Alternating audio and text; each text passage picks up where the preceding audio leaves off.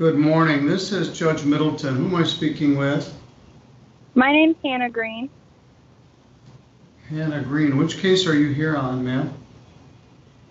It's the an eviction notice from Kurt Allwine. Okay, you're in the right place.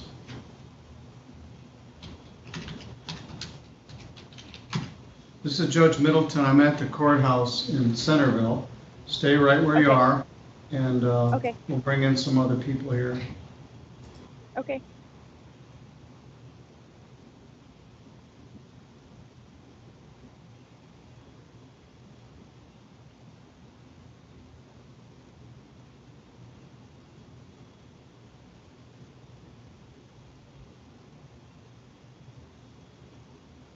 Good morning, Galaxy S9. What's your name? Could you unmute your mic?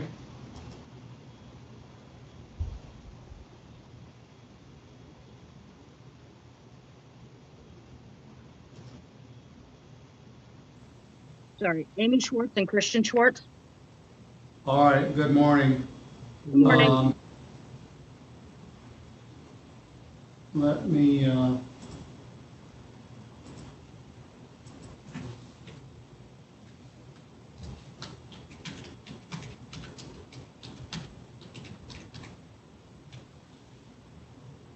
could you remove your hat? We are in a court proceeding, and we'll be starting here in just a moment as we bring the others in.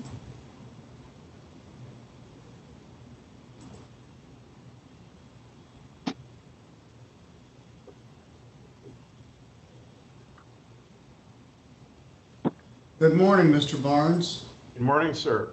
What case are you here on? I'm here on a land contract forfeiture, Christian Schwartz versus estate of Virginia Sewell. All right, I didn't have you in there, but I'm glad you're here. Gary Fogelson is the named defendant. Yes, he's here. Just a moment. Let me make He's sure. the personal representative of the estate of Virginia Sewell. You're representing the Schwartzes? Yes. Well, no, I'm representing the estate and the personal representative. All right, we'll sort Christian that out. Schwartz and his daughter are the plaintiffs. And I believe they're pro per, Your Honor. Yes, they are. It's uncontested. All right. Good morning, Miss Gregory. Or Miss Emery, I'm sorry. You're here from Keystone. Yes, good morning, Your Honor. Welcome back. We're going to have a busy day today. Let me tell everyone as we begin here, we are live on YouTube. We are recording this. It's on the Zoom platform, and there are other people watching the proceeding. It is a public court proceeding. First matter we're taking up today is a land contract forfeiture action. It's entitled Christian Schwartz versus Gary Fogelson, and it has to do with the personal estate of Virginia Sewell. It's a house that I used to deliver newspapers to at 315 East Street in Three Rivers.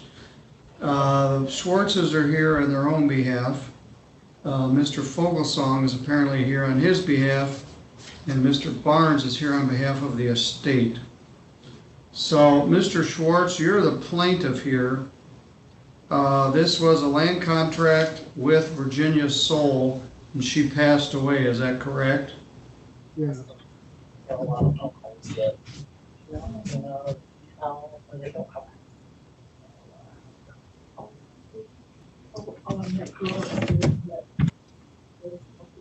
And Mr. Barnes, you represented Virginia Sewell's estate?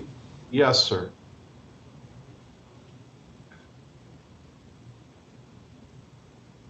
Now, this house is listed, as I stated, on East Street in Three Rivers. Mr. Fogelson, you live on Silver Street in Vicksburg? Yes, Your Honor. What's your position here? Well, Your Honor, if I can speak on his behalf. Just a minute. Well, he's the personal representative of the estate. Yes, I'll let you speak on his behalf, but I suppose I ought to advise him of what his rights are here. You're not exactly representing him. Well, actually, I am. All right, well then, let me tell everybody, as a defendant in a landlord-tenant proceeding, including a land contract forfeiture, which is what this is, you have the right to obtain counsel for representation in this matter. Mr. Barnes may well be representing Mr. Fogelsong and the estate. You could also ask for help from legal aid. You have the right to a trial by a jury or by the court. If the action is for non-payment of rent, the Michigan Department of Health and Human Services, in this circumstance, Keystone, is here, and I'm happy to have them here. Their representative is Bettina Emery, and she's with us, but this is not that type of case. If the plaintiff is agreeable, the Citizen Mediation Services, Inc. may be available as a possible source of case resolution. All you have to do is tell me, and I would facilitate that. If you do reach an agreement with the plaintiff, which we may be doing here, and a consent judgment is entered by the court, you will waive the rights listed above, but have the following additional rights. The judgment may not be enforced until 3 business days have passed. You may move to set aside the judgment within those 3 days. If you misunderstood what you consented to or what you were waiving, your motion to set aside the judgment would be set for a landlord-tenant hearing. If the judge does not find in your favor, the original judgment will stand. So, we got an unusual circumstance. Mr. Fogelsong is pro per, but Mr. Barnes is representing him in the state. There's no appearance in here from Mr. Barnes.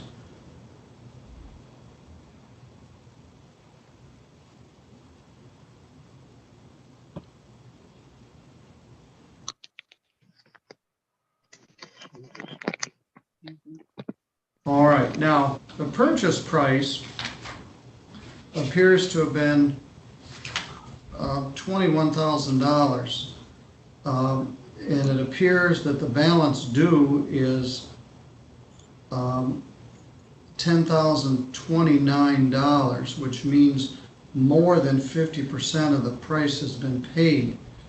Mr. Barnes, what's the status here? The status is, Your Honor, unfortunately, once we got into this estate, we found out that it's a no assets estate. The claims far exceed the assets and it has no cash. And that's the reason they haven't been able to make any payments. So they haven't made payments on this land contract for about a year. And the estate simply can't pay. We're not contesting the land contract forfeiture. You know, the Schwartzes have been nice people, but the estate simply can't do anything with it. So the estate is not contesting the forfeiture. Is there anyone in the house? Is the house occupied? I have to ask Gary that. Yes, it is. Who's in the house? Well, my mother was taking care of her grandson, and upon passing, Jacob, which is the grandfather, has stepped in, and he stays there and is currently waiting for this to work itself out, and I believe is going to possibly rent from the Schwartzes once it's all said and done. All right, well, what is Jacob's name? Jacob Soul. And who is he to Virginia? Ex-husband. Father of her youngest son, my brother.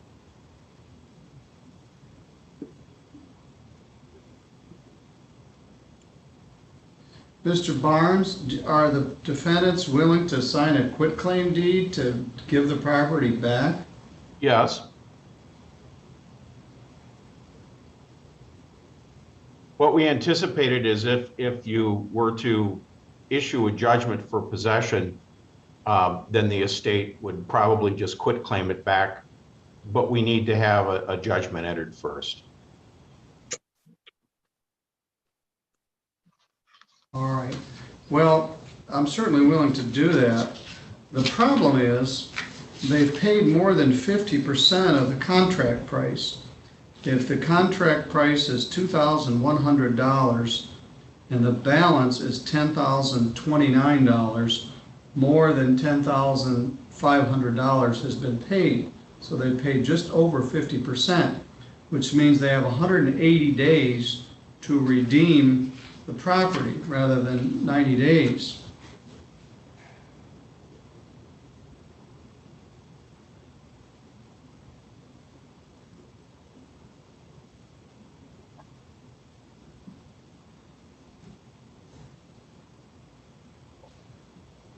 So the sooner they sign this property over, the sooner the Schwartzes can do something with it.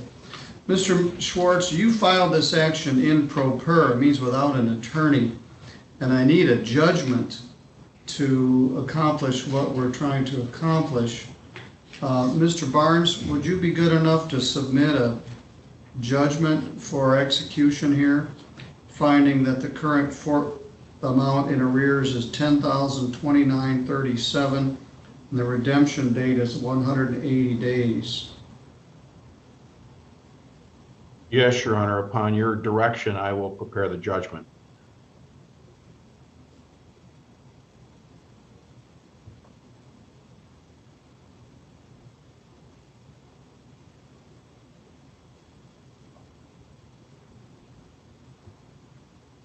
Normally, we would be required to set a second hearing, but the defendant has no objection to the entry of the land contract forfeiture, and we need to get this matter moving. Mr. Schwartz, you could probably use an attorney to assist you with this, but Mr. Barnes is going to submit an order. It's going to say that they don't have to do anything for 180 days.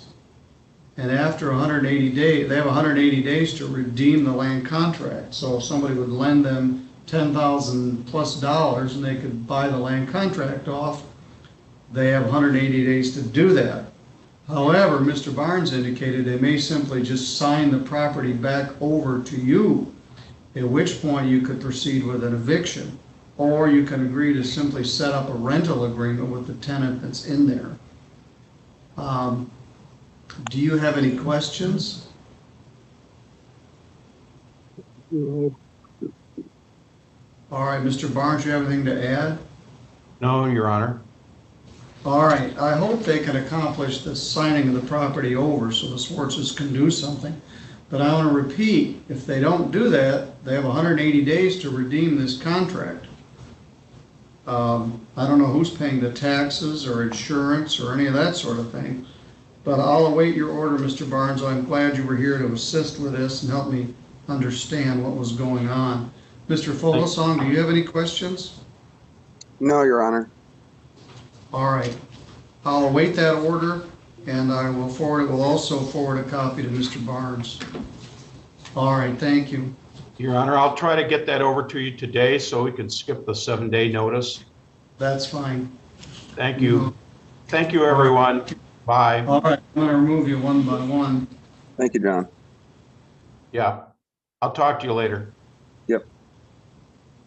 Okay. Oops.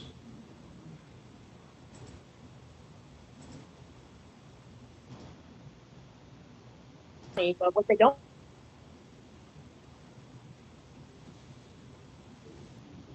Good morning, Mr. Gibson.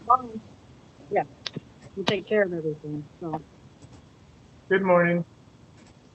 Ms. Green will be with you in a moment. I have another person to bring in here. I'm not sure who this is. Okay. I might have just removed Mr. Gibson accidentally.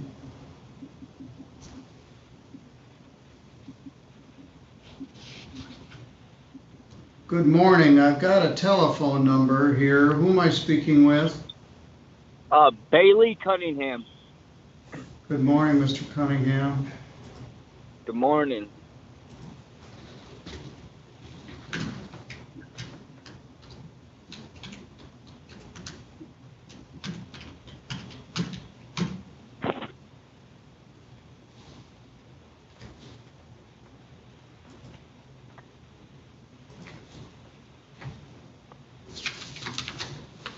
All right, we're gonna do some other cases here. We have Ashley Green, or Hannah Green, and Bailey Cunningham both here. Mr. Gibson is here on behalf of the plaintiff, Mr. Kurt Allwine. We are live on YouTube, we are on the Zoom platform, and we are recording this. And this is file 21349LT. Attorney Paul Gibson is here on behalf of the plaintiff. Both defendants are present. Mr. Cunningham and Ms. Green, let me tell you that as a defendant in a landlord-tenant proceeding, including non-payment of rent, which is what this is. No, this is a termination of tenancy or a termination of tenancy, land contract forfeiture, or other action, you have the right to obtain counsel for representation in this matter. If you cannot afford an attorney, a legal aid attorney may be available to help you. I sent you that Yes, sir. Just We a minute. was looking into a lawyer, Okay, and we'll talk about that. no one would deal with the case, and we tried to call some of the court lawyers, and we got no call backs from anybody. So we're All kind right, of well, just wait till I finish this part. You have the right to a trial by a jury or by the court. If the action is for non-payment of rent, the Michigan Department of Health and Human Services, in our case Keystone, could be available to assist you. But this is not a non-payment of rent case, it's a termination of tenancy case. If the plaintiff is agreeable, the Citizens Mediation Services, Inc. may be available as a possible source of case resolution. If both parties are interested, the court can facilitate that. If you do reach an agreement with the plaintiff and a consent judgment is entered by the court, you will waive the rights listed above but have the following additional rights. The judgment may not be enforced until 3 business days have passed. You may move to set aside this judgment within those 3 days if you misunderstood what you consented to or what you were waiving. Your motion to set aside the judgment will be set for a landlord-tenant hearing. However, if the judge does not find in your favor, the original judgment would stand. Ms. Green, I'm sorry I spelled your name wrong. It's Hannah. Anyway, H-A-N-A? Yep, it's Hannah. Yep. Anyway, Mr. Gibson is here, and they want you to move. They state the tenants continue to cause damage to premises by refusing to abide by the terms of the lease, including no pets. That includes no cold-blooded animals. Tenants broke a shower head and allowed water to run into the ceiling, and now it is believed that the basement ceiling has to be replaced as water is inside the walls, and these damages alone may cost the landlord up to $2,000 to repair. The tenants have refused to allow the landlord inside to inspect the premises. The defendants are doing burnouts in the parking lot just about every day, leaving black marks behind. The tenants accidentally hit the neighboring building with their vehicle and caused damage. The tenants have moved security cameras outside the premises to turn them up in the air so they can't be used properly. Mr. Gibson, I'm not sure what that means. Does that mean your client has security cameras and the tenants have moved them? Yes, my client owns the building next door, and he runs a business out of that, the Audio Garage in White Pigeon. He has security cameras throughout the parking lot that, in a sense, covers both premises, and they've intentionally pointed the security cameras up in the air so it's been into the scene. There's been new situation as on February 15th, one of the employees of the landlord was threatened by one of the tenants, so they're also threatening to cause injury to people on the premises, which is also a violation of Michigan law and can also be another cause for eviction.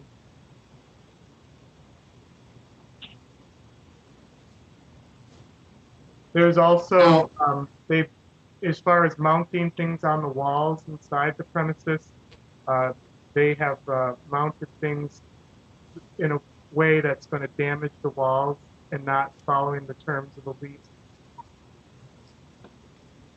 All right, Mr. Cunningham, are you and Miss Green both still there? Yes, sir. We are currently there.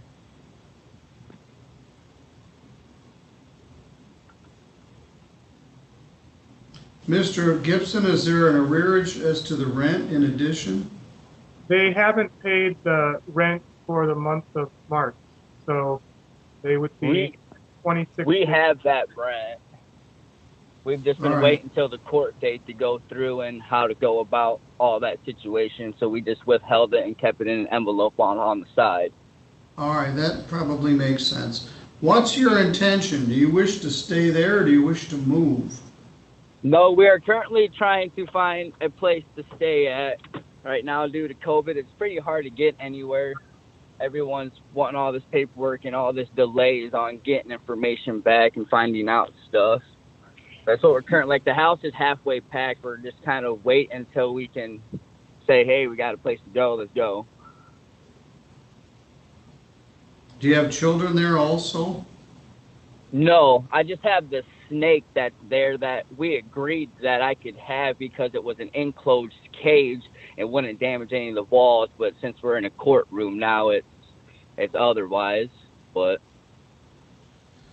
all right. Well, the law requires that I set this for a second or subsequent hearing where we would take testimony regarding this termination of tenancy request. Yeah. So I'm going to give you another date here. Let's figure out a date that works for this. So if you end up moving, that may simply solve the problem. But I understand it's difficult to move right now. Today is the 26th.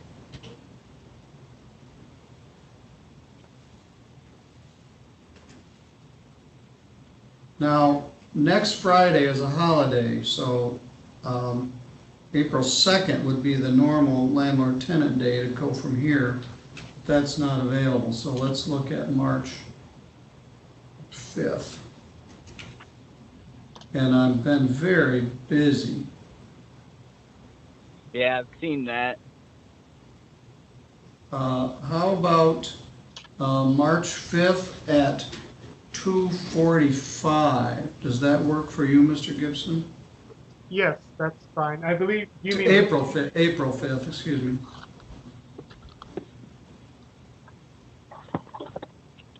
Now, Mr.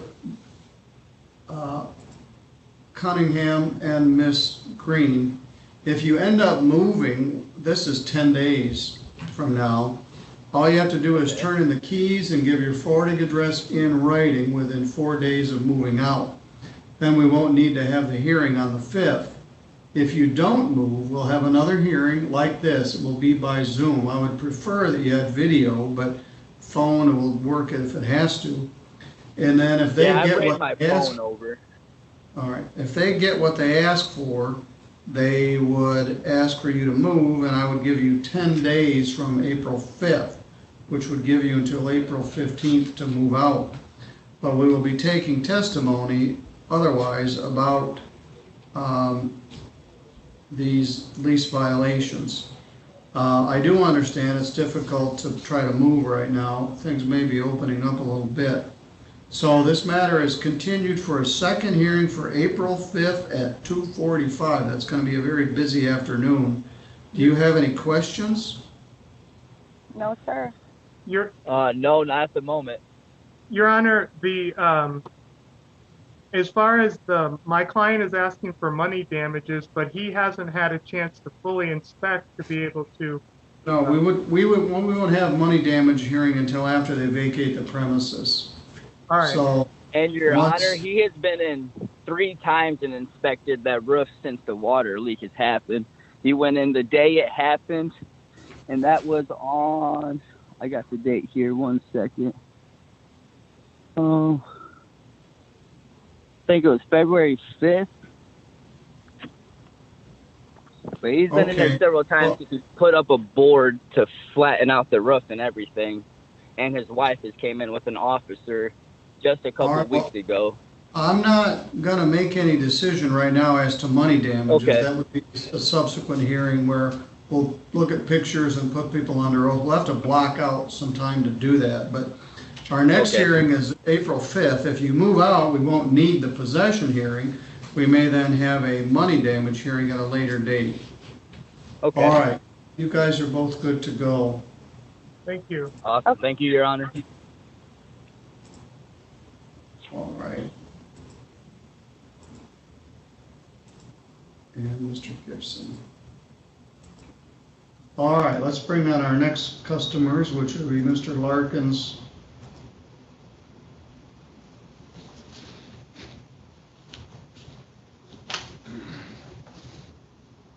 and Shane Highsmith.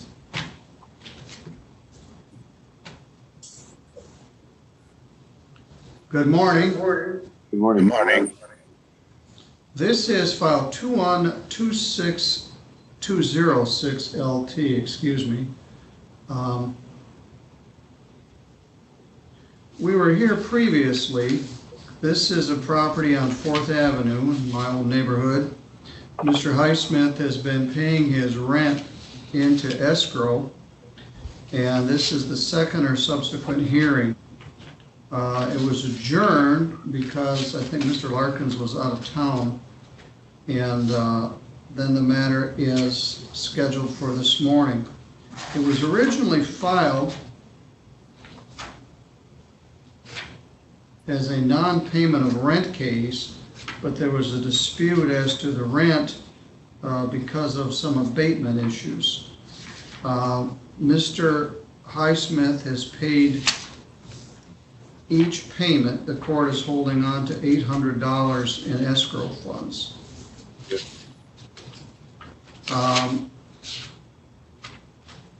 Mr. Larkins, what's the circumstance here?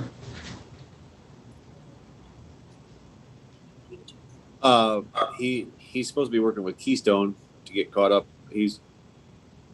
Whenever I went to his house to collect rent, he's never mentioned the kitchen sink. We've gotten that fixed, and that's behind us. I sent over a guy to fix that whole thing, and I believe Shane said he was happy with it. Told me he was happy with it. But All right, well, he always told me, the excuse he always told me. Keystone. I'm sorry. What's the current arrearage? Not counting what he's paid you, we have to take that off of there. $5,300. No, I think that there will make copies for what you go. That's fine. I think current updates. Yeah. I'm getting some feedback here somewhere. Sorry, Your Honor. Are you? What was that? It's the feedback from my personnel staff. Could you shut that off? Yes, Your Honor. All right, thank you. Has this defendant been in contact with you?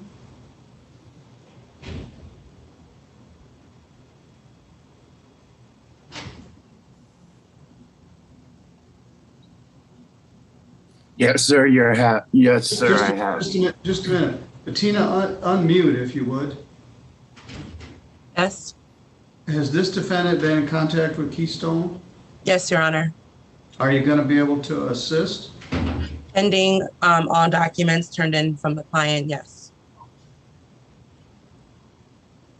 How much do you think you will be able to assist?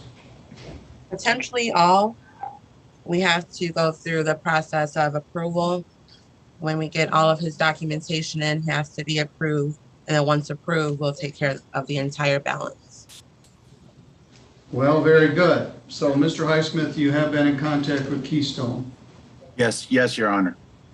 All right, I'm going to hold on to this escrow money for the time being. I'm going to give you 10 days from today to be subject to eviction.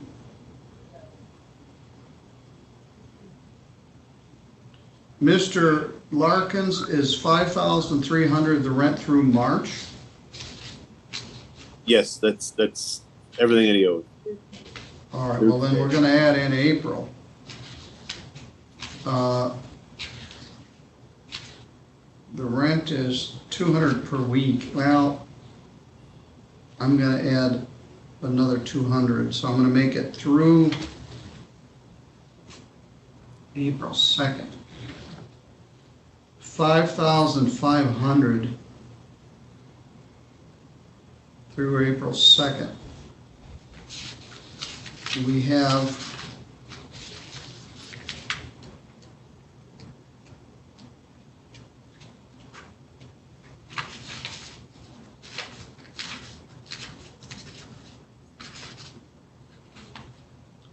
a $55 filing fee and a $40 service fee, which is $95. Costs plus $5,500 is $5,595 is due through April 2nd. I find by hearing that rent through April 2nd is $5,500 plus $95 in costs is $5,595. That's due, today is the 26th, it would be due by April 5th. Now, let me express something that you all need to know. There's no money judgment entered at this time, and a partial payment will not prevent the writ of eviction. I'm going to indicate court will hold escrow payment until further review.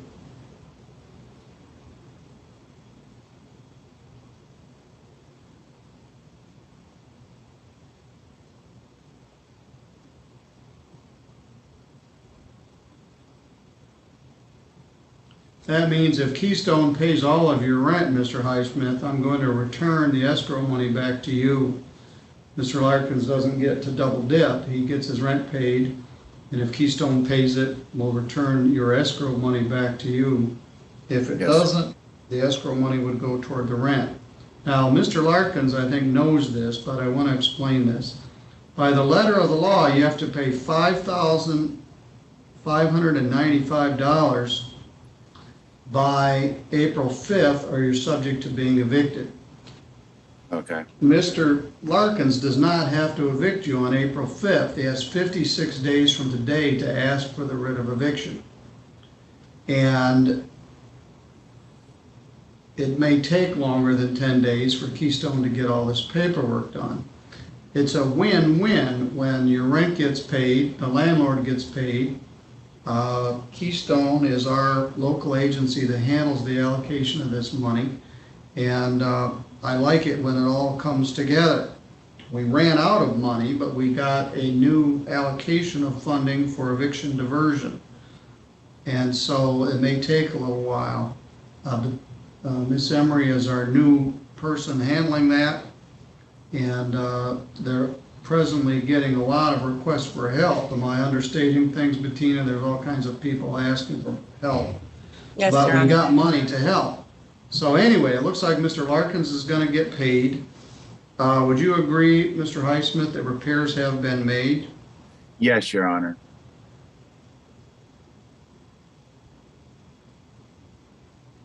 All right, let's hope this works. I do have one question, Your Honor. All right. The $1,800 that I gave Mr. Larkins, did he ever resolve that situation? Yes, in December, that was taken. That was taken. Okay. All right. I thought it was, but I wanted to verify with Katie. Okay. Thank you, sir. All right, you both got to stay connected with Keystone. I'm glad they're here. All right, hopefully I won't be signing a writ. I'll be signing an order to return your escrow money. All right, you're both free to go. Do you have any questions? No, Your Honor. All right, thank you. Thank you, sir. Okay, Mr. Larkins, you got another one, so stick around for a minute, but I'm going to let Mr. Highsmith go.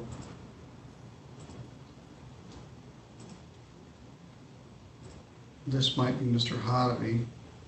Yes, sir. Good morning. Are you Chad Hodovy? Yes, sir. Well, you were last time. This is Judge Middleton. I'm still here at the court in Centerville.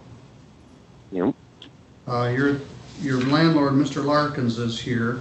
There's an additional person here that wasn't here last time. Bettina Emery, the housing advocate from Keystone, has also joined us on the feed.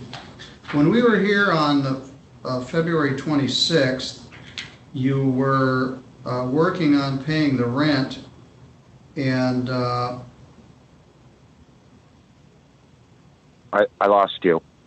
well, you were working on paying rent, and you were gonna contact Keystone. Mr. Larkins, what's the situation here today?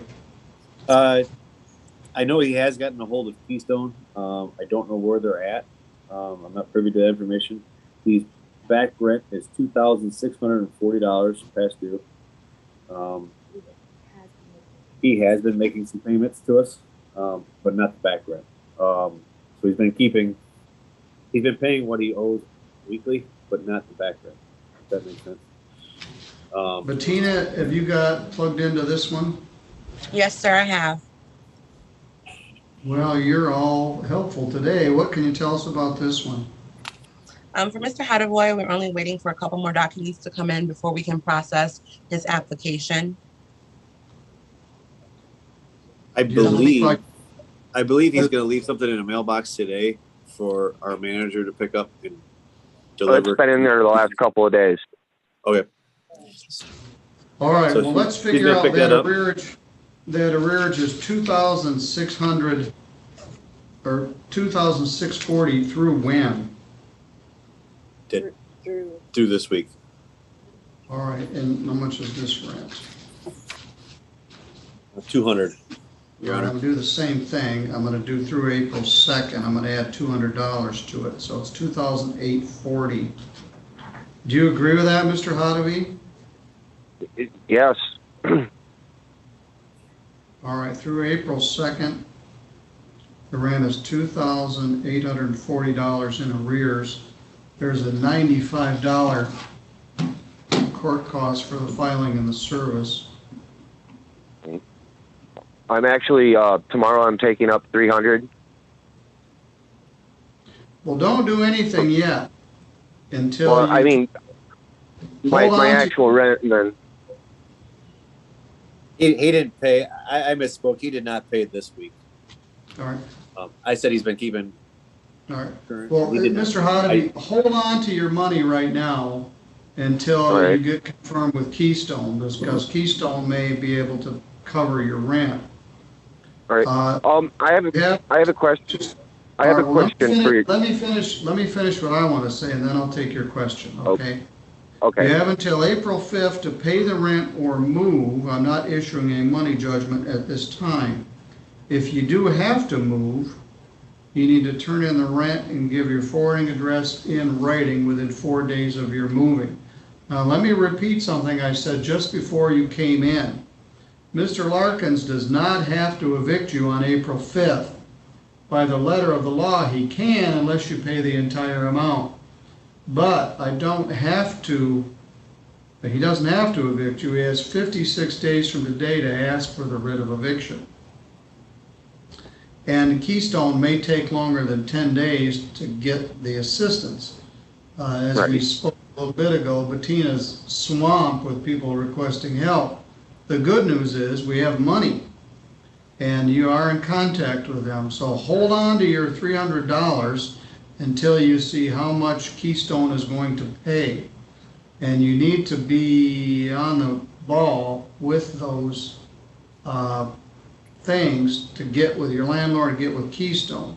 As I said on the last case, it's good for everybody. If you get your rent paid, he gets paid, and we all live happily ever after. Did you get back to work, Mr. Hadaby? I've been back to work. Okay. I took a vacation day to do this. Okay. Well, once upon a time, you had to come over here to the courthouse. We're able to do this by Zoom, which takes a lot less time. All right, you wanted to ask me something. What did you want to say? DHS said they were going to pay $410 of that, and there was a copay after that. That's all I needed from Keystone. All right, well, we'll find out. Keystone doesn't pay. I mean, I got a piece of paper. I got a piece of paper from them. All right. It says that they were paying the $410 to Scott. I don't know what went on with that, but we'll find out about that. But you need to stay in contact with Keystone. If they don't pay the whole thing, you have to pay the rest. You understand? Yes. Okay. All right, the date for the writ is April 5th. It does not have to be served. All right, do you have any other questions, Mr. Hodavy? Nope, that's it. All right, thank you. You're good to go. All right, thank you, sir. All right, Mr. Larkins, that's the last of your cases for today? We have one at 11, a different kind of case.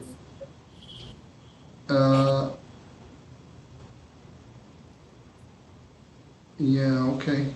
All right, well, you're good to go. I'll let you out of here for now. I'll see you at the next hearing. All right, thank you, Your Honor.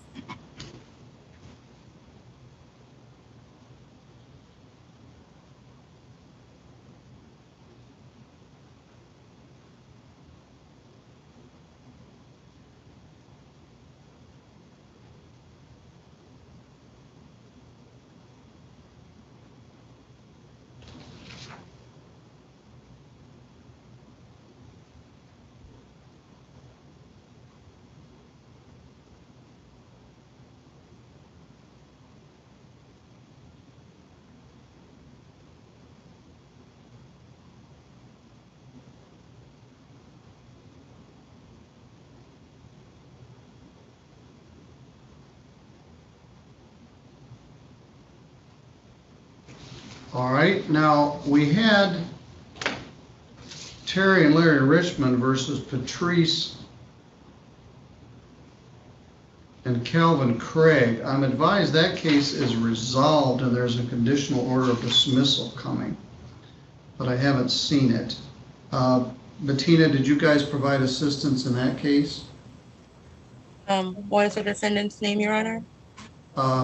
Patrice and Calvin Craig. I believe we have. I have to check with my coworker to confirm that. Well, it looks like that's been resolved for Okay. 3/26.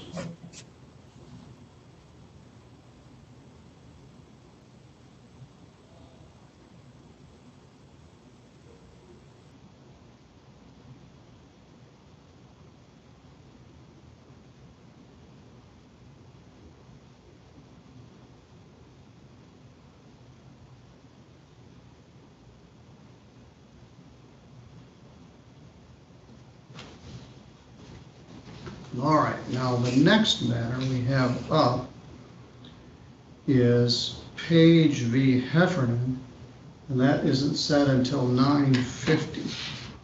And then we have a civil hearing at 10, and then we have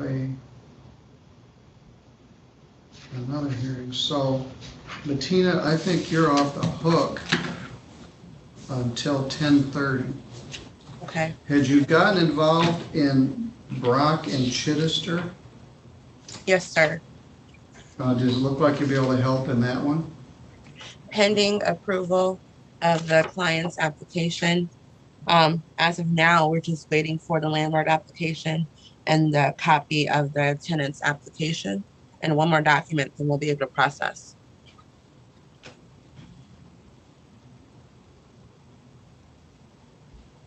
All right, well, that won't be till 10:30. So why don't you go ahead and log out? I'll see you back at 10:30. I'm sure you got other stuff to work on. Yes. I will sit here and wait for my 9:50 and 10:30 and 10:15, but I'll see you at 10:30, okay? All right, thank you, Your Honor. All right, thank you for your help. You're welcome.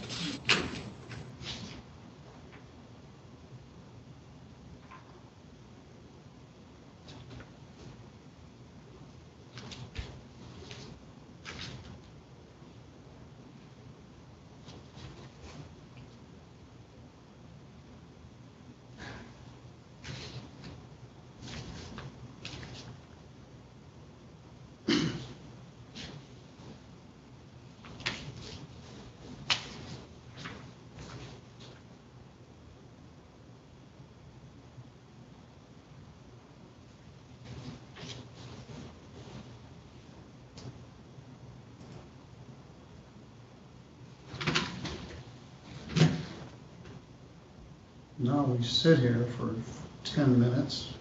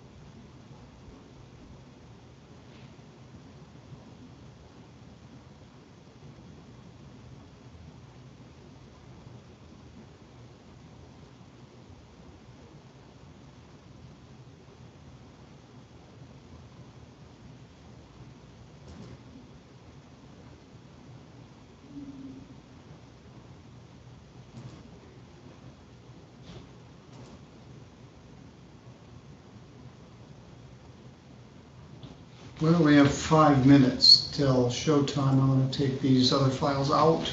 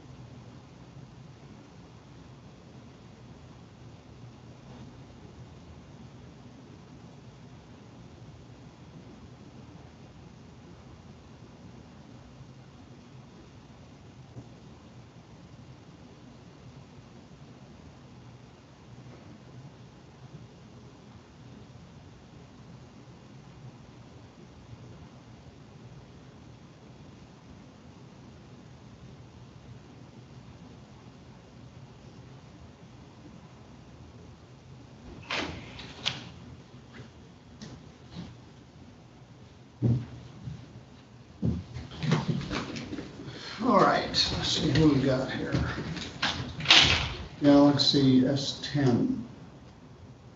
The small Chevy pickup Galaxy.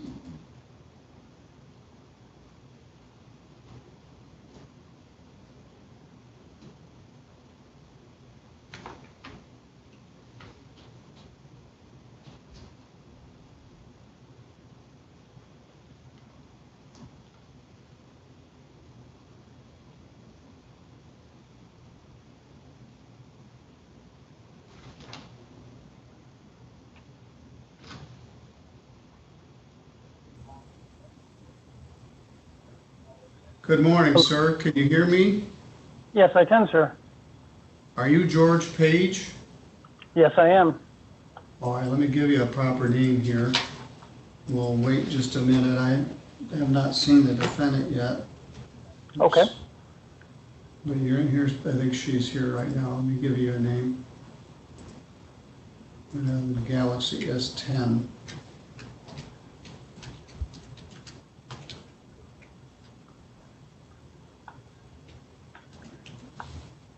All right, let's see who this person is. It's a telephone number only.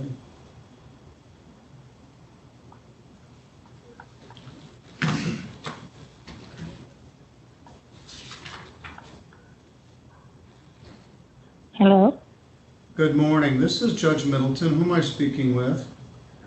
this is Laura Heffernan. Good morning, Miss Heffernan. Let me give you a name.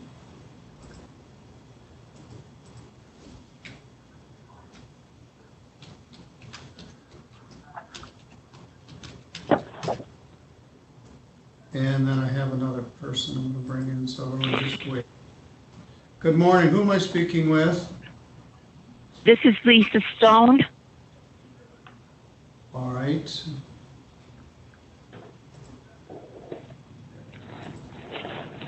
This is Judge Middleton. You're here for a civil motion at 10. You're in the right place. Right now, I'm going to put you in the waiting room, okay? I haven't forgotten you. Yes, sir. But yes, sir. I'll bring you back in here in just a few moments. Thank All you. right, I'll put you in the waiting room. All right, let's address the case that is before us right now. It is entitled George Page versus Laura Heffernan. Ms. Heffernan, do you have the ability to do video? Well, I'm on Zoom.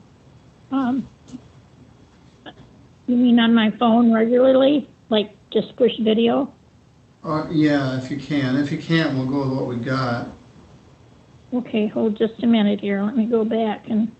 This is filed as a termination of tenancy. Mr. Page alleges that you are a tenant at sufferance, that there's no lease. You're just in these premises and he wants you to move. There was a lease with Justin Hunt and Tammy Green, but we'll take a minute and figure out how you got into the picture. As a defendant in a landlord-tenant proceeding, you have the following legal rights. You have the right to obtain counsel for representation in this matter. If you cannot afford an attorney, a legal aid attorney may be available to help you. You have a right to a trial by a jury or by the court, by a judge alone. If the action is for non-payment of rent, you could be eligible for some housing assistance funding, but this case is not. They simply want you to move. If the plaintiff and defendant are agreeable, the Citizens Mediation Services, Inc. may be available as a possible source of case resolution. If both parties are agreeable to mediation, the court can facilitate that and set it up. If you do reach an agreement with the plaintiff and a judgment is entered, you would waive the rights listed above but have the following additional rights. The judgment may not be enforced until 3 business days have passed. You may move to set aside the judgment within those 3 days if you misunderstood what you consented to or what you were waiving. Your motion to set aside the judgment would be set for a landlord-tenant hearing. However, if the judge does not find in your favor, the original judgment would stand. Mr. Page, am I correct? At this point, you're simply asking for possession of the premises back? Yes, I am, sir. How did Miss Heffernan come to be there? I met with her daughter, Tammy, and she had lived with her. Tammy had lived, her mother had lived with her, which is Laura, had lived with her for a significant time, and she wanted to try to get her out on her own. So my wife and I had agreed to do a 6-month contract, but we didn't want the mom on the contract. We wanted Tammy and someone else that had a, amount of income coming in or whatever. They said, okay. So they signed a contract with me and we talked throughout the 6 months, and Tammy agrees with me, and her brother agrees with me that her mom is unfit to live alone in this apartment because she's putting a significant burden on the people who live next to her to call the ambulance all the time when she falls. Are the original leaseholders gone? Yeah, they never actually lived there. They signed a lease for her mother to live there. And so we went in and talked to the mom 30 days before the end of the contract and said, okay, we both agree, the people on the lease and the landlord both agree that it's unsafe for you to live here by yourself because of falling and being to the hospital numerous amount of times. They had to actually break my door down one time and break the door sill on it just to get in because she couldn't get up. I feel that she's very unsafe living there. I don't have anything against her personally at all. I mean, I've not gotten any arguments or disputes with her other than when, you know, me and Tammy and her brother went to go ask her, you know, you need to leave the property. And they even went in there and they moved out everything except her bare essentials, and she refused to leave still. So this is where I am. Ms. Heffernan, what's your position? Well, the only time I saw the landlord was when he came in to fix the heating at the very beginning of when I moved in. I never saw the place before I moved in. They just moved me in. And then I also saw him on the 8th of March, and he said, are you going to be out by the 10th, 2 days later? So that's the only time I've talked with him, and it wasn't a month before. I haven't been in the hospital for about a month and a half. I was in the hospital because I fell out of bed twice because I had a bad bed from CareLink, and they replaced it with a brand new one. And I haven't been in the hospital since. Like, well, about a month. Do you wish to stay there, or are you planning to move? Well, my problem is this, Judge, and I don't really know what to do about it because I had called several agencies. I called the Adult Protective Services. I called Adult, I don't see the name of it right now, but the Adult Danielle over at And Senior Services? Elder Abuse Agency, yeah. And so because of the fact that I was kind of just be putting out, you know, I mean, I was just going to be put out of the home.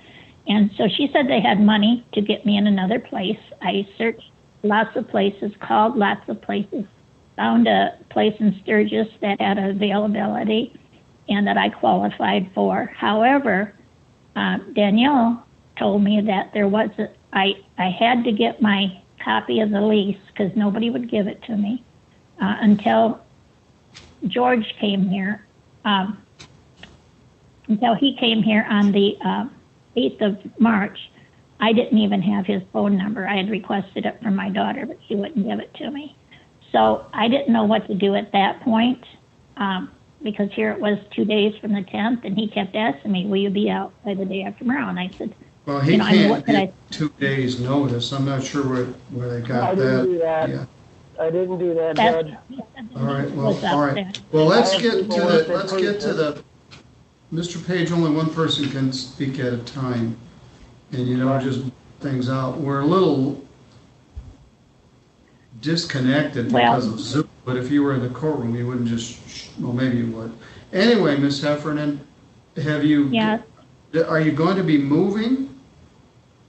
Well, yeah, I'm in the middle of packing now. I've had no help at all on packing, period, or getting anything. I've had to do everything myself. And I am getting a lot better. I have Elara caring coming in, and I still have nurses to change them. Where will you be moving to? Well, I don't have that down yet because of the fact that there were pages from the lease missing. And the agency that was going to help me could not help me because there's pages missing. Page 4 of the lease is missing. No, they said there were 4 pages, but there was a lot of others in between there. Well, I have 4. Well, court I mean, I have her. It's a 5-page lease, and the court has page 1, 2, 3, 5. Now, this is a very odd situation. Your children signed the lease, they put you in there. You are a tenant. You're not an unlawful tenant. No. And the rent is $500 per month. Mr. Page, is someone paying the rent? The daughter, Tammy, and the son had already paid the rent. Their contract is completed with me. We've both agreed that the rents are paid. Right now, there's no rent being paid, and she's still staying there.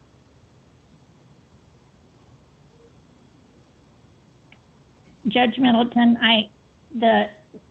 Mr. Page told me that I could not stay any longer because he was concerned about the other residents because I'd been in the hospital so much. Yes. And like I said, I haven't been there like in a month and a half. I've had no falls, I've had no problems. And yet he said, well, that was this is a strange circumstance. Your kids put you here for a 6-month contract, and they're like, we're done, we're not paying anymore, mom's got to move, and then they're not helping you pack up or prepare to move. So I don't expect you to just go out on the street.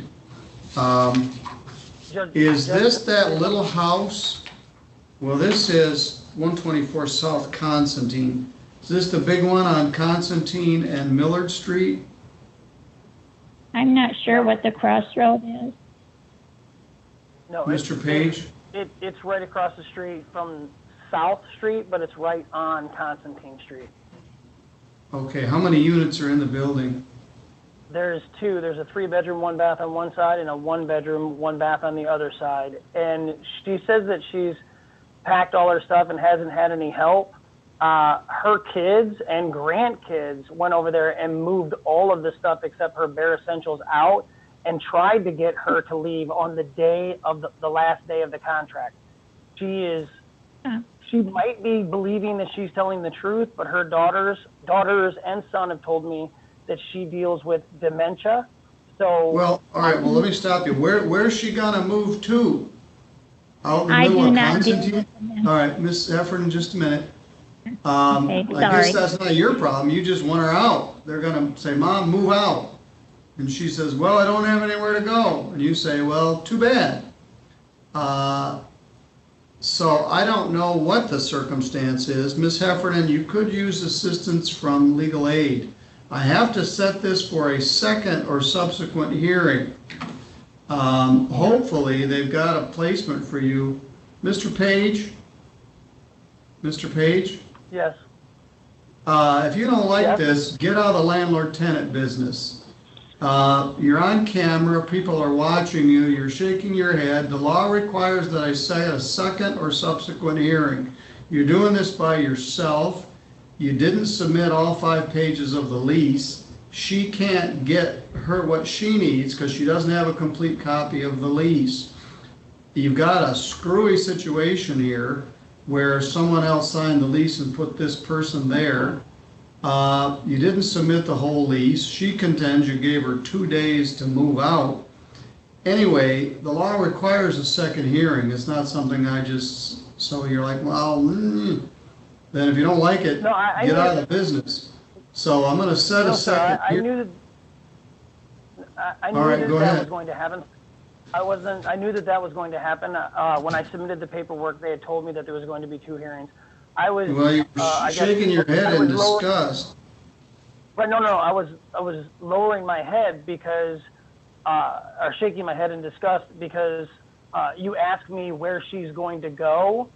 I don't know where she's going to go, but you know, as a business owner, I don't have to place my tenants when their contract comes up.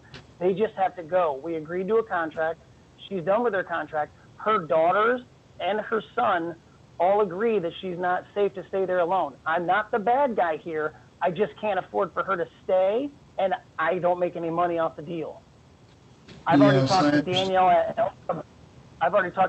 at the elder abuse place also because she, Miss Heffernan told me that she was going to speak on her behalf.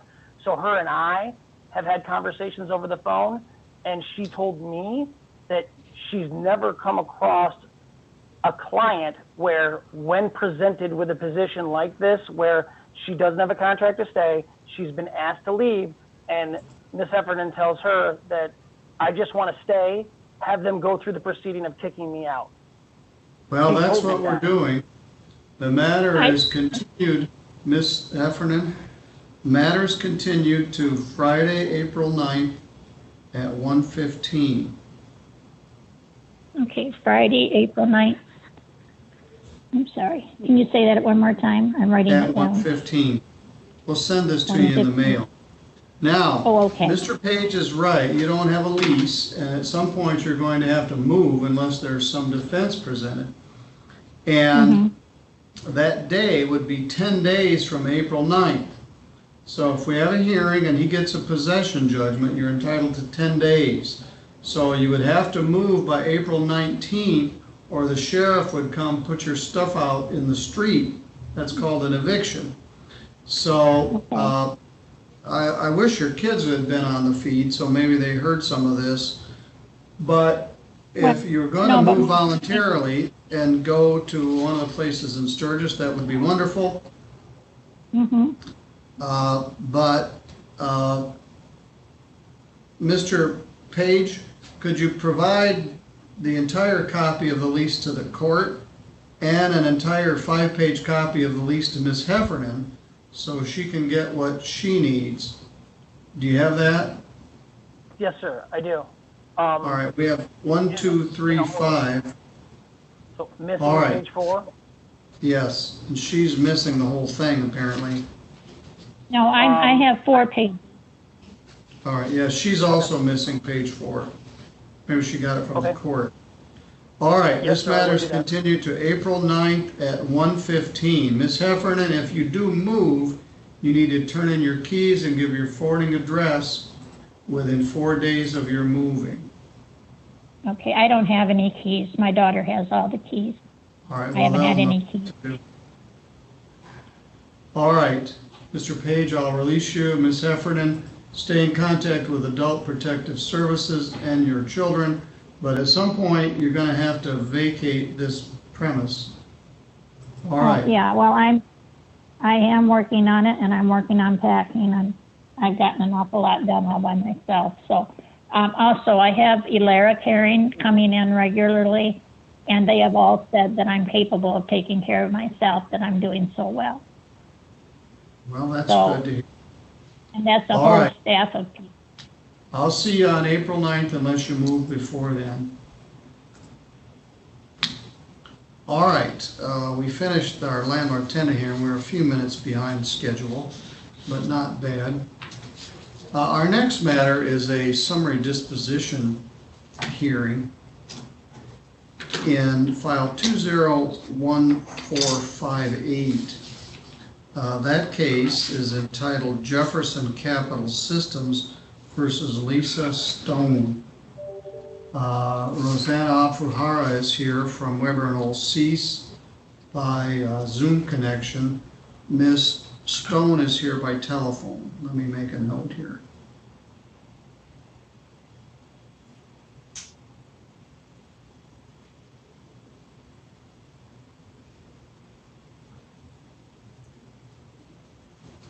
I appreciate your putting your P number right in your feed, P82489. Okay, Lisa Stone is by phone. All right, this is a claim for $1,253.88 for a credit card that was in the name of the defendant. Plaintiff has filed a lawsuit for that amount plus cost, interest, and attorney fees. The defendant filed an answer essentially stating, I don't have any money. The fact that you don't have any money is not a defense to the fact that you owe money. Ms. Stone, you wrote us a letter that is date stamped January 25th, indicating you have very little income and you have a number of health issues which are quite debilitating. The fact that you don't have any money is not a defense to the fact that you owe money.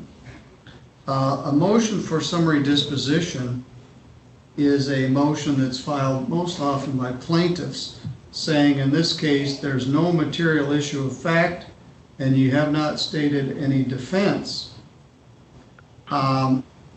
Now, they aren't going to come do some bad things to you. If you don't have any money, you don't have any money. You're essentially uncollectible in your current state. But if your circumstances change, you win the lotto, somebody leaves you $1 million, or your circumstances changed, then they could collect on the debt.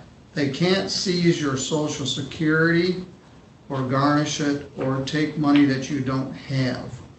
But their contention is this debt exists and they're entitled to have a judgment regarding it. Ms. Alfuhara, would you like to add anything to that? No, Your Honor.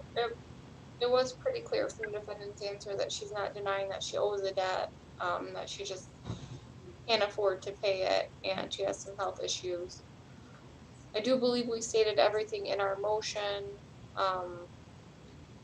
and pursuant to MCR 2.116C9, there is no legal defense in this action by the defendant, and in pursuant to C10, there is no genuine issue of material fact. So plaintiff does believe that they should be granted judgment by law, Your Honor. Ms. Stone, anything you would like to tell me? After I pay my bills each month, I have $100 to live on, which is for gas and my medicine and any kind of household items I need, food to feed my cats, any kind of thing that comes up that I need money for my household, laundry, money in my apartment because it costs to do laundry. And we understand, ma'am, that you just don't have any money. And if you don't have any money, you don't have any money. That doesn't mean you don't owe this debt. Let me repeat, sir. They're not going to do anything to you. They're not going to come try to garnish your Social Security. If you don't have any money to pay, well, they aren't going to take your $100 and leave you destitute. But they are entitled to a judgment that says you owe the debt. The judgment would be good for 10 years, and if your circumstances change, perhaps they can collect on it. Ms. Alfuhara, I don't have a judgment. Well, let me see. Maybe there's one buried in here. I've got about 80 pages of documentation.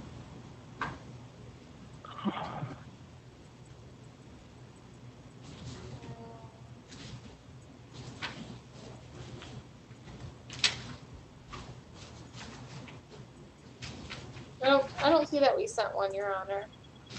I don't see one. All right, would you submit one? Yes, Your Honor.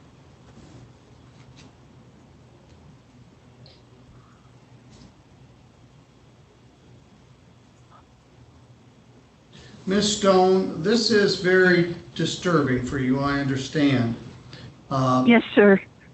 But let me repeat, I'm going to issue an order that says you owe this amount, which is $1,253.88 plus filing fee, service fee, and a statutory attorney fee. It's probably going to be about $1,500. Your Honor, we actually don't collect the statutory attorney fee. All right, so that would be a filing fee of $46, no, service fee of $46 and a filing fee of $75. So they're going to submit that judgment and I'm going to sign it. And we're going to mail it to your house on Elkhart Street in White Pigeon. And then you just hold on to it because nothing is really going to change unless your circumstances change. Now you can agree to send some money, $10 a month or something, to chip away at this, but you're not compelled to. If your circumstances change, then they can try to collect. So at this point, I'm granting the plaintiff's motion for summary disposition under the Court Rule 2.116C9 and C10. That doesn't mean anything to you, Ms. Stone, but it's what the legal section they filed to request this under. So she's going to submit a judgment to me. I will sign it and you will get it in the mail. It's simply a piece of paper that says you owe this money. Yes, sir. All right. Do you have any questions? No, sir. All right, thank you for logging in a timely manner. You're free to go, and good luck. Thank you so much, Rob. Thank you, sir. Thank you, Ms. Alfahar. I'll see you next time.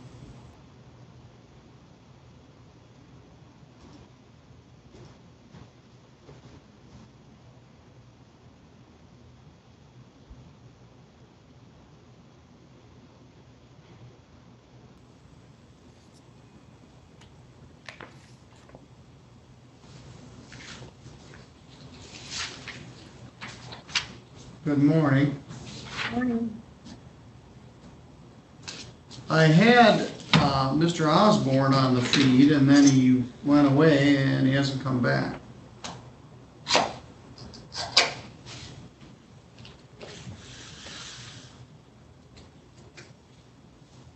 Well, we'll just keep going here. This is file 21296LT.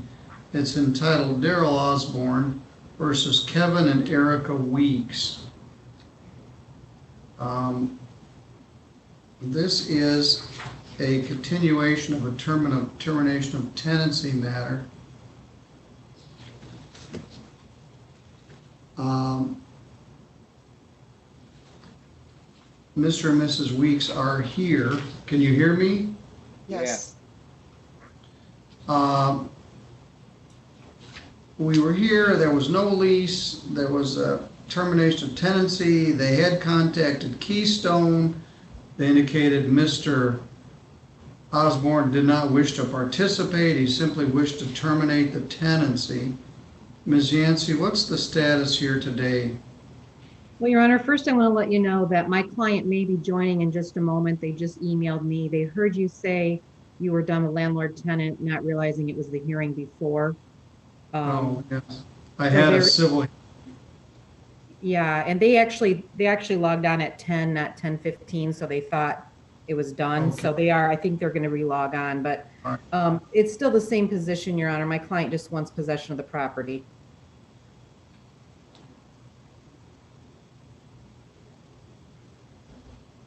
Mr. and Mrs. Weeks, what's your position? I've been calling at least 50 landlords trying to find another place to go. We're trying to find storage units to put our stuff in. I'm having no luck right now. Well, it's tough right now. It is. Have you called the Richmonds? I've called a lot of people. I've called everybody in Three Rivers. Yes, I called them and they said they had nothing right now. They're out of state. I thought they had some openings right now. It's tough. I don't want to sugarcoat it. I hear every day, I have landlord-tenant hearings, that people would move if they had somewhere to move to. I just had a case with an elderly woman who landlord wants her out and she doesn't right now have a place to go. That's like that. So, but every time somebody moves, somebody else is waiting to move in. And this has been in the offing for quite some time. Now, let me say a couple things that you need to know. I'm going to find that the lease has expired. The plaintiff is entitled to the relief he's asking for. We got another view of a ceiling fan. I sure see a lot of ceiling fans in the course of my day there at Mr. Osborne's house. They don't have to evict you on the 10th day. 10 days from today is April 5th. And this is a process where it terminates the tenancy. It takes a number of steps. But at some point, the 11th hour and the 59th minute ticks to midnight, and you have to leave. And that time is April 5th. Now, they actually have 56 days from today to ask for the writ of eviction. But by the letter of the law, unless you're gone by April 5th, he can request the sheriff to have you move out. Now, it doesn't make a lot of sense if you've got a place, say, by April 10th, you've got a place to move to. It doesn't make a lot of sense to go through with an eviction if you're going to be out in 5 days anyway, because it's a mess. But you need to stay in contact with your landlord. Now, when you move, you need to turn in the keys and give your forwarding address within 4 days of moving. That triggers the security deposit law. I'm going to sign this order effective today that says by hearing you have until April 5th. Now, April 5th is a Monday, so it would be probably the following day. Although he can give you more time. But the discretion lies with the landlord. Okay. This tenancy has had some issues. You got some help last time. At this point, he simply wants to start over again. So this is just sort of is what it is. You do also have 10 days to appeal this, which is also by April the 5th. All right. Do you have any questions? Nope. Ms. Yancey, anything further? No, Your Honor, I don't believe so. You will send out that judgment. Can I just get mine via email? Yes, I'll ask her to email it to you. Thank you.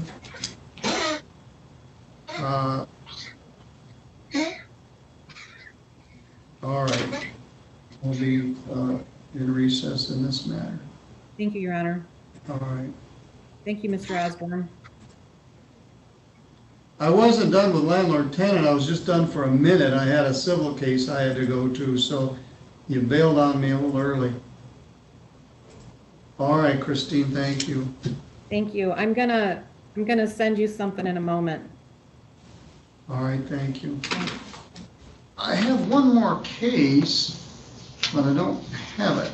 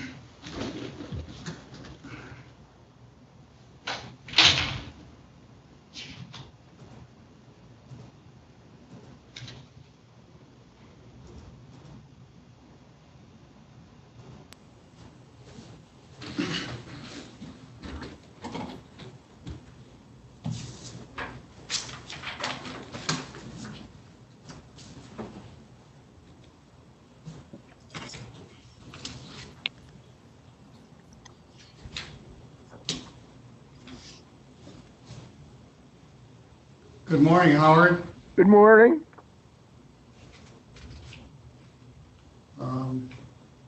We've got Sherry, the manager, back with us, and Miss Chittister is not here yet. It's a couple minutes till showtime. You haven't met Bettina. Bettina Gregory is here with us, and she is our new housing advocate from Keystone. She's the fourth one we've had. They've all been very helpful. I told her I hope I didn't scare her away like I did the other three, but she's already provided a lot of help to some of our people. She did indicate in this case that she thought Keystone was going to be able to provide some help. Sherry, I forgot, I didn't write your last name down. What's your last name? You're muted.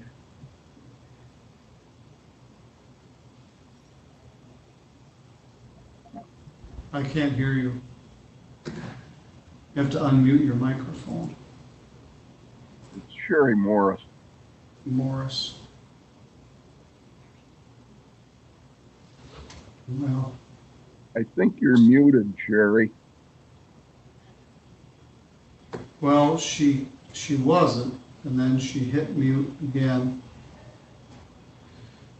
At 10:30, I'll call the case. You got a busy one this morning? It's been okay, not overwhelming. We have some more cases this afternoon. Everything's gone in about its allotted slot.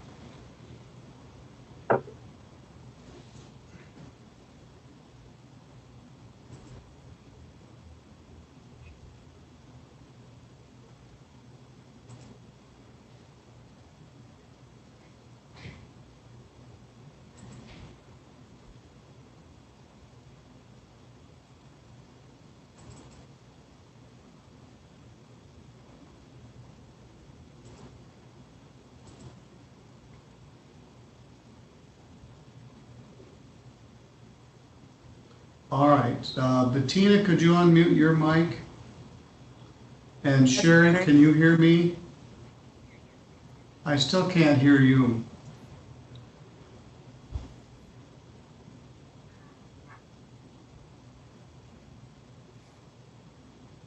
It is 10:30. Let me call the case. This is entitled Andy Brock Properties versus Mattia Chittister. The file number is 21250LT. Our housing advocate, Bettina Emery from Keystone Place, is here. The manager, Sherry Morris, is here, and I think Ms. Chittister just showed up.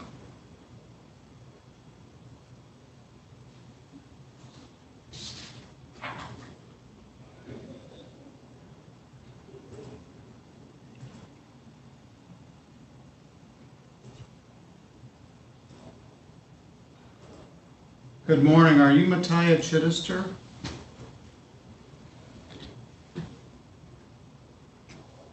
Good morning. Can you hear me?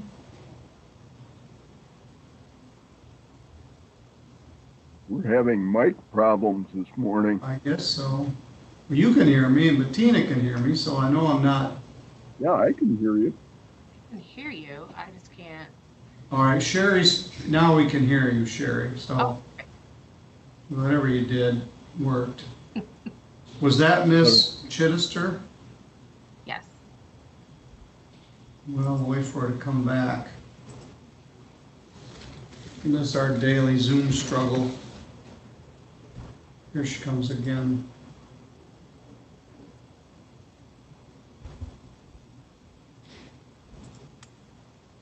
Can you hear me now? Yes, I can. Thank you. I apologize. Thank you.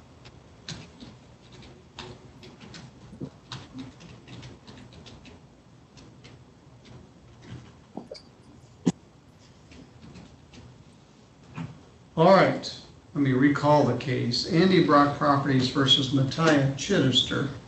Spelled your name wrong.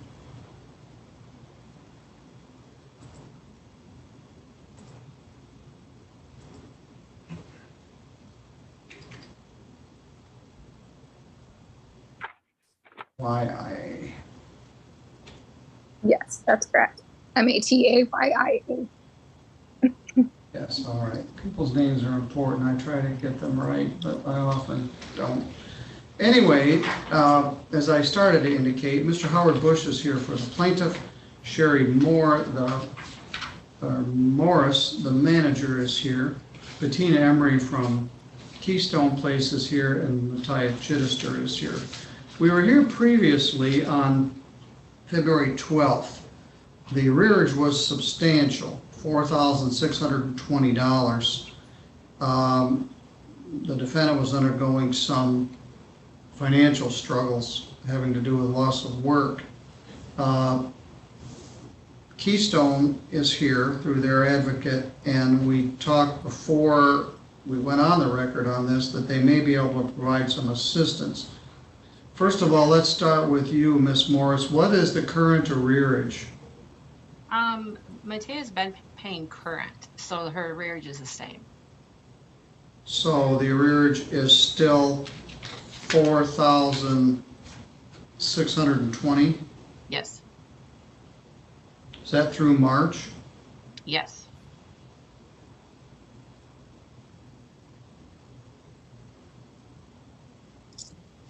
So if we add in April, is $220 per week, so through April 2nd.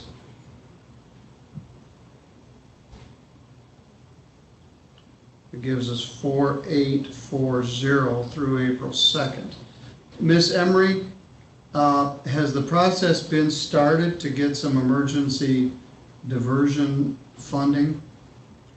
Yes, Your Honor, it has. We're just waiting on 2 more pieces of documents that we need in order to process her. Does it appear that she will be eligible? Pending application approval, yes.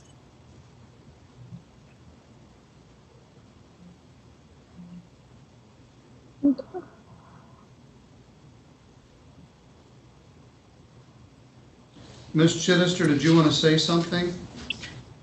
Thank you, and sorry for the delay, and I have to bring more people into this and take up more time. I appreciate everybody, and I apologize. Well, you don't need to apologize. That's why I'm here. This is part of my job. Once I start complaining about things I'm supposed to do, maybe it's time to get a different job. So I'm very pleased that Keystone is here in our community to help us. I'm very pleased that there is some additional federal money that's been allocated to help people avoid eviction, period, and avoid eviction certainly during COVID time. But it appears that through, Howard, I don't have a judgment, but it appears through April 2nd, the rent is $4,840. Court costs are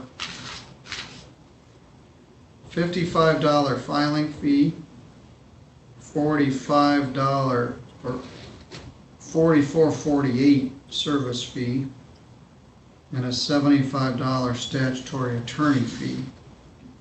55 plus 44.48 plus 75 is 174.48 plus 48.40 is a total arrearage of $5,014.48. The date for the writ is April 5th.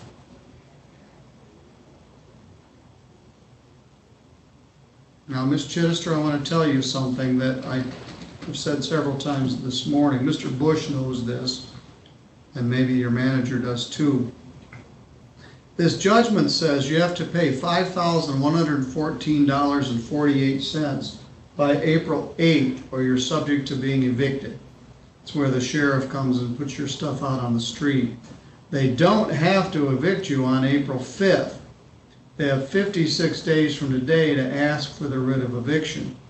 So they have some time to work with you to try to get caught up on the rent. Now, it sounds like you're paying currently, which is good. Keystone is going to help you catch up with your arrearage and may even pay some forward rent to help you get squared away, possibly through the month of April. And then your landlord will be made whole, your rent will be paid, and you can get situated and start with May's rent or June's rent or whichever is next. So I'm very hopeful that this will work. Now, if for some reason it does not and you move, you have to turn in your keys and give your forwarding address within writing within 4 days of your moving. So it's very important you stay in contact with Keystone to make sure you get the rest of that paperwork processed, and you stay in contact with your manager, Ms. Morris. Do you have any questions? No, Your Honor, I think you've explained and you guys have all discussed this pretty thorough. Thank you. All right, Ms. Emery, I hope you can help her. Yes. That finishes our morning docket. If Your Honor, please, Yes? one other thing. I, believe it or not, have to go over to the courthouse right after lunch. I will bring you a judgment. All right, thank you. Yeah, we're barely open, but we are open a little bit. This may be your last chance to wish Vilma well, so don't forget to do that. I will. All right, thank you. I will be over there probably after 1. All right, thank you. Thank you. Thank you. All right. Bettina, I'll see you after lunch, okay? Yes, sir. You're the lady with all the money. Woo! Ready to give it all away. Well, it helps people or so good for everybody. All right, I'll see you this afternoon.